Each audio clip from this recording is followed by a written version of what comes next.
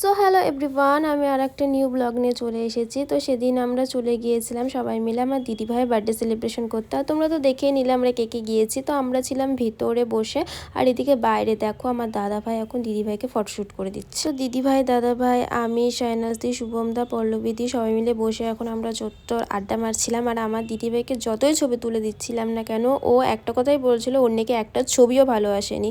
এটা সবসময় শুনতে হয়। তো তোমাদেরকেও দেখিয়ে দিচ্ছিলাম, দেখো যে ভিডিওতে কতটা ক্লিয়ার পিকচার আসছিল।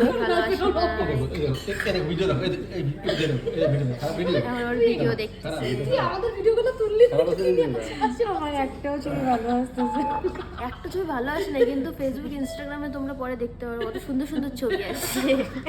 ওগুলো আমার আইফোনের কামাল। এই যে এটা ছিল আমার দিদিভাইয়ের বার্থডে কেক, মানে যে বানিয়েছে মানে অসাধারণ বানিয়েছে, খেতে যে এতটা টেস্টি ছিল কেকটা কি আর বলবো। তো তারপর এখানে দিদিভাই, দাদাভাইকে আমি আবারও কিছু ছবি তুলে দিচ্ছিলাম। সে জানি ওদের পছন্দ হবে না, কিন্তু বাড়িতে এসে বলবে যে না ভালোই তুলে দিয়েছিলেন। তো এটা আমি শুনতে শুনতে অভ্যস্ত।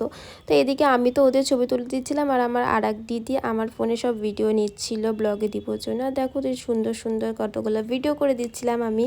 আর এখন তো দিদিভাই কেক কাটিং করা শুরু করে দিল। Happy birthday to you, happy birthday dear Puja, happy birthday to you.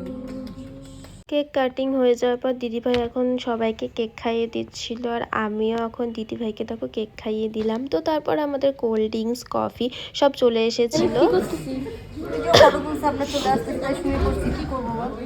তো তারপর আমরা একটা প্লেটের মধ্যে, যেহেতু দিদিভাই দুটো কেক কেটেছিল, তো আমরা দুটোকে অল্প অল্প করে কেটে নিয়েছিলাম। তো এখন দেখো আমরা কেক খাচ্ছিলাম সবাই মিলে, মানে হামলে পড়েছিলাম কেকের মধ্যে। বললাম না এতটা টেস্টি ছিল কেকটা খেতে, মানে মনে হচ্ছিল কেক আর আগে কেকটা খাবে, তো এরকম হয়ে গেছিলো ব্যাপারটা। তো তারপর আমাদের দেখো এখানে ললিপপ চলে এসেছিলো। তো তারপর আমাদের সব খাবারও চলে এসেছিলো। আর খাবারের মধ্যে ছিল chow mein, chilli chicken, fried rice, chicken Manchurian সব কিছু। তো আমরা এখন খাচ্ছিলাম সবাই মিলে, আড্ডা মারছিলাম। আর খাবার দাবারও এখানে বেশ ভালো ছিল।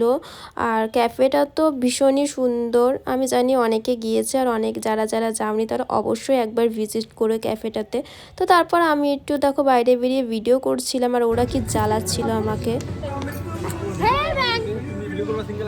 জ্বর আসছিল, ওরগুলো জ্বর আসছিল, আমাকে ভিডিও করে দিয়েছে, ডায়লগ ওর জ্বর আসছিল, আমি মনে হয় ভিডিওতে ফটো তুললে জ্বর এসে ঠিক হয়ে যাবে। কাশি আমার থেকে বেশি তো তোরাই ছবি, আমার থেকে না না না, সবথেকে বেশি চুজে ছানা।